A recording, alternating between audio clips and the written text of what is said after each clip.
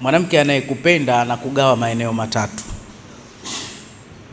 Sehemu ya kwanza, asubuhi anajiweka sehemu ya mama yako mzazi. Mchana anajiweka sehemu ya dada yako mzazi. Usiku anajifanya kama hawara yako haswa. Mama mzazi huamka kabla ya mtoto, ajue madaftari, ajue shule, ajue nini.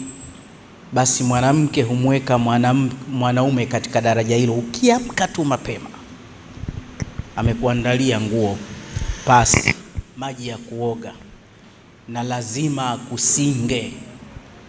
Wanaume sisi hatuna usafi wa hivyo. Ukuta una machunusi, mambidevu yameenda ovyo, mke akubali.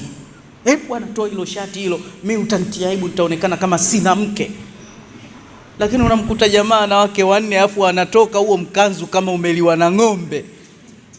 Hatari.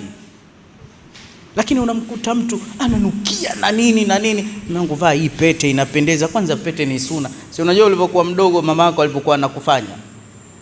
Unakuta anakushika na kufuta hivi na hivi na hivi. Wewe baba unakuwa mchafu hivi. Hebu njoo ukate hizi nywele. Basi bwana, tukiwa wakubwa tunarudi kama mama tena. Swali ala nabii. Mpaka mwenye mke wangu unachelewa, amna hii shingo ina nongo hii. Basi unakuta zee zima limewekewa beseni lile, unaingizwa kwa beseni, ingia au muoge we. Unaanza kuchuliwa na dodoki. Unajua lile dodoki? Unasafishwa namna kama hii, wewe unapendwa. Lakini kila siku unachukua kile kindoo chako mwenyewe bafuni, na wanaume wengi huwa hatuogagi. Ukirudi usiku unafuta tu miguu kitandani. Si mnajuaga hizo? Lakini anayekupenda, twende ukaoge baba fulani. Unavaa tu nguo hujui. Lakini mtu unamkuta, bwana nguo nikichafua nitaka nitokee kesho hiyo hiyo. Kwa hiyo sehemu ya kwanza, mwanamke upendo anakufanya sehemu ya mama mzazi, na ni upendo mkubwa sana. Na wanajulia. Sehemu ya pili, mchana anakufanya kama dada mzazi.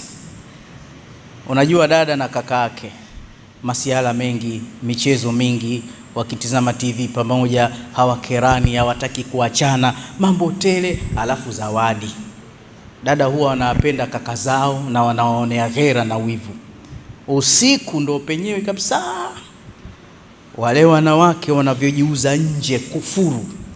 Basi mkeo ana mbinu kubwa. Ukirudi kakuwekea nazi pale kidogo, kakuwekea karanga, anakushawishi kakuwekea kasupu kapweza kidogo, kakuwekea ndizi kidogo, kakuwekea komamanga kidogo. Hivi vitu vya nini? Mechi hizo, we kula tu ba fulani, we kula tu.